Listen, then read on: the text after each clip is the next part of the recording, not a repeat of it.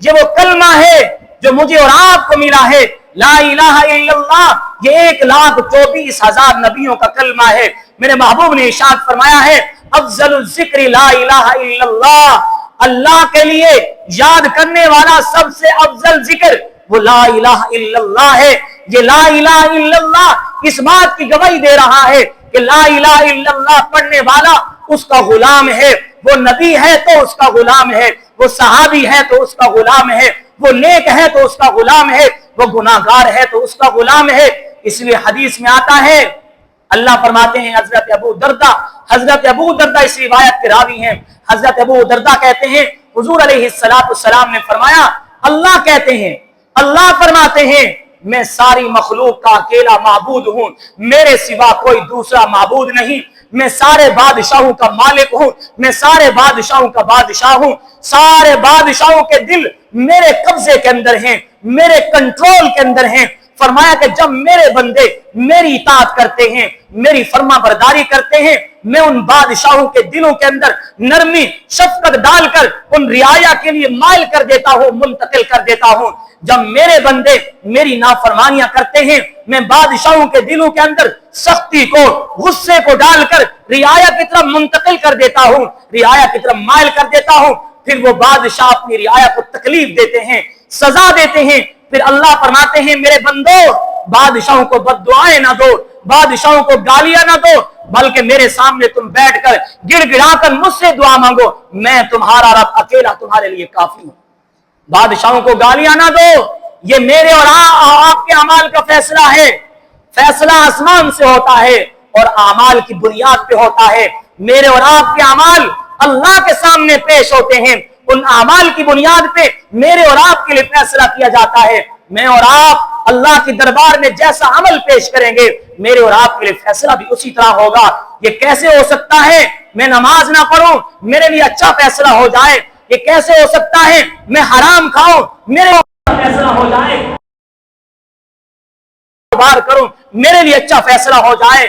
میرے بھائیوں، اگر آسمان کی طرف پتھر پھینکو گے وہ پھول بن کر نہیں آئے گا، وہ پتھر ہی واپس آئے گا۔ ہاں، اللہ کے سامنے ہمارے اعمال پہ جیسے ہوں گے فیصلے اسی کے مطابق ہوں گے، اسی کے مطابق ہوں گے۔ یہ اللہ کی یاد، یہ اللہ کا ذکر ہر عبادت کا خلاصہ ہے، ہر عبادت کا نچوڑ ہے۔ ہر عبادت کے اندر دیکھو کس کی یاد ہے؟ اللہ کی یاد ہے۔ نماز پڑھ رہے ہیں، اللہ کی ذات کا تصور ہے، دل نماز کے اندر حاضر ہے تو نماز سمجھی جائے گی۔ اگر نماز پڑھ رہی ہیں اللہ کی یاد نہیں ہے، اللہ کا ذکر نہیں ہے، اللہ کی ذات کا تصور نہیں ہے، دنیا کے خیالات دماغ کے اندر ہیں، دنیا کے معاملات دماغ کے اندر ہیں، یہ ایک پریکٹس سمجھی جائے گی، عبادت نہیں ہوگی۔ حج کرنے والا کام کر رہا ہو کے دوران اس کے اللہ کی ذات کا تصور نہ ہو، اللہ کی ذات کا خوف نہ ہو، یہ صرف چکر سمجھے جائیں گے، طواف نہیں سمجھا جائے گا، اس کا حج کسی کام کا نہیں ہوگا۔ روزہ رکھنے والا روزہ رکھے لیکن روزے کے دوران اللہ کا خوف نہیں، گناہ سے نہیں بچتا، غیبت سے نہیں بچتا، نافرمانیوں سے نہیں بچتا، یہ صرف بھوکا ہے، پیاسا ہے، اس کا روزہ کسی کام کا نہیں ہے۔ تو اس لیے حکم ہے تمہاری ہر عبادت کے اندر اللہ کی ذات کا تصور ہو۔ جس انسان کے دل کے اندر اللہ کی ذات کا تصور ہوگا اس کے دل کے اندر خوف خدا بھی پیدا ہوگا۔ آج ہمارے دلوں کے اندر خوف خدا کیوں نہیں؟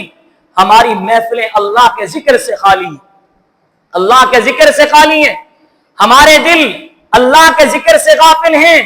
ہمیں ہر حال میں اپنے رب کو یاد کرنا چاہیے۔ مشکل ہے تو اللہ کو یاد کریں، خوشی ہے تو اللہ کو یاد کریں۔ میں نے پچھلے جمعہ کے اندر ایک حدیث سنائی تھی، آپ کے ذہن میں ہو، حضور علیہ السلام نے فرمایا مسلمان ہر حال میں نفع مند ہے، خوشی آئے شکر کرے نفع مند ہے، مصیبت آئے صبر کرے تب بھی نفع مند ہے۔ اللہ نے تو ہمیں ہر حال کے اندر نفع مند رکھا ہے۔ ہم ذرا سوچیں تو صحیح مسلمان، وہ رب ہم سے کتنا پیار کرتا ہے، وہ ہمارے کسی عمل کو ضائع نہیں کرتا، وہ ہماری ایک چھوٹی سی نیکی کو ہمارے اخلاص کی بنیاد پر بہت پہاڑ کے برابر کر دیتا ہے۔ وہ اللہ ہم سے کتنا پیار کرتا ہے اور ہم اپنے رب کے کتنے حکموں کو روزانہ توڑتے ہیں، کتنی اللہ کی نافرمانیاں کرتے ہیں۔ میرے بھائیوں، تمام عبادات میں سے سب سے بڑی عبادت، سب سے افضل عبادت نماز ہے۔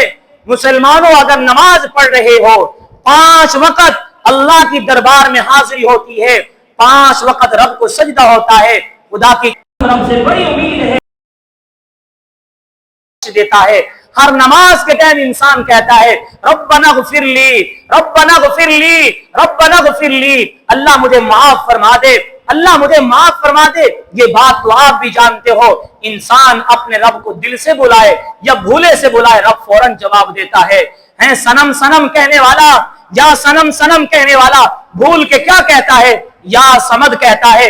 اللہ کی طرف سے جواب آتا ہے لبیک یا عبدی, جی میرے بندے کیا کہنا چاہتا ہے. ساری زندگی بتوں کو پوچھتا رہا, بتوں کے آگے گرا رہا ہے, آج بھول کے زبان پہ یا سمد آ گیا ہے.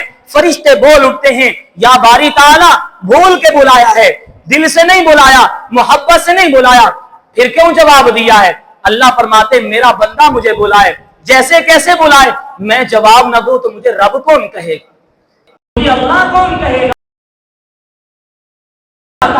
ہم دل سے نہیں, بھولے سے اپنے رب کو یاد کرتے ہیں, بھولے سے اس کے سامنے ہاتھ اٹھا کے بیٹھ جائیں, بھولے سے ہم یہ کہہ دیں ربنا ظلمنا انفسنا وان لم تغفر لنا وترحمنا لنكونن من الخاسرین. یا ہم نے تیری بڑی نافرمانیاں کر لی, اگر تو نے ہمیں معاف نہ کیا ہم ہمیشہ کے نقصان میں پڑ جائیں. اللہ ضرور معاف کرے, وہ معاف کرنے والی ذات ہے. ربنا آتنا فی الدنیا حسنۃ وفی الآخرۃ حسنۃ وقنا عذاب النار. میرے نبی اس دعا کو کثرت سے مانگتے تھے کہ دنیا کی بھلائی بھی مانگو, آخرت کی بھلائی بھی مانگو. یا اللہ ہمیں دنیا کے اندر بھی بھلائی عطا فرما, ہمیں آخرت کے اندر بھی بھلائی عطا فرما. اللہ ہم سب کو ہر وقت اپنا تصور, اپنی ذات کا تصور رکھنے کی توفیق عطا فرمائے. حضور علیہ السلام نبی نے ارشاد فرمایا من مات وهو يعلم انه لا الہ الا اللہ دخل الجنہ. فرمایا کہ جس شخص کی موت اس یقین پر آ گئی کہ میرا معبود میرا ایک اللہ ہے, رب کے سوا کوئی معبود نہیں, اللہ فرماتے ہیں میں ضرور جنت میں داخل کروں گا, ضرور جنت میں داخل کروں گا. پھر میری اور آپ کی زندگی اگر اس کلمے پہ گزرے گی, اس لا الہ الا اللہ پہ گزرے گی, یقیناً یہ کلمہ موت کے وقت کی زبان پر خود بخود جاری ہو جائے. موت کے وقت کسی کو کلمہ پڑھانے کی ضرورت نہیں ہوتی. جس وقت انسان موت کی کشمکش میں ہو, فرمایا تم اسے یہ نہ کہو کہ کلمہ پڑھ, ساتھ کھڑے ہونے والے کلمہ پڑھنا شروع کر دو. اگر اس کی زندگی ایمان والی ہوئی خود زبان پہ کلمہ جاری ہو جائے گا, اس کو کہنے کی ضرورت نہیں ہے. تو یقیناً زبان پہ کلمہ کب زندگی اس کلمے پہ گزری ہوگی. اللہ نے اسی لیے فرمایا یا ایھا الذین آمنوا اتقوا اللہ حق تقاتہ ولا تموتن الا وانتم مسلمون. اے ایمان والو اللہ سے ایسے ڈرو جیسے ڈرنے کا حق ہے, اور جب تم مرو تو اس حال میں مرو کہ تم مسلمان ہو, تم مسلمان ہو. اللہ کہہ رہے ہیں ایسے نہیں مرنا, اسلام کے بغیر نہیں مرنا, کلمے کے بغیر نہیں مرنا, کلمے پر مرنا ہے. یا اللہ ہمارے اختیار میں تو نہیں, ہم کیسے اسلام پہ مر سکتے ہیں, یہ اختیار تو تیرے پاس ہے. میرے محبوب نے فرمایا بندے جب تیری زندگی اس تقوی پہ گزرے گی, طہارت پہ گزرے گی, اس کلمے پہ گزرے گی, رب خود تیری زبان پہ کلمہ جاری کر دے گا.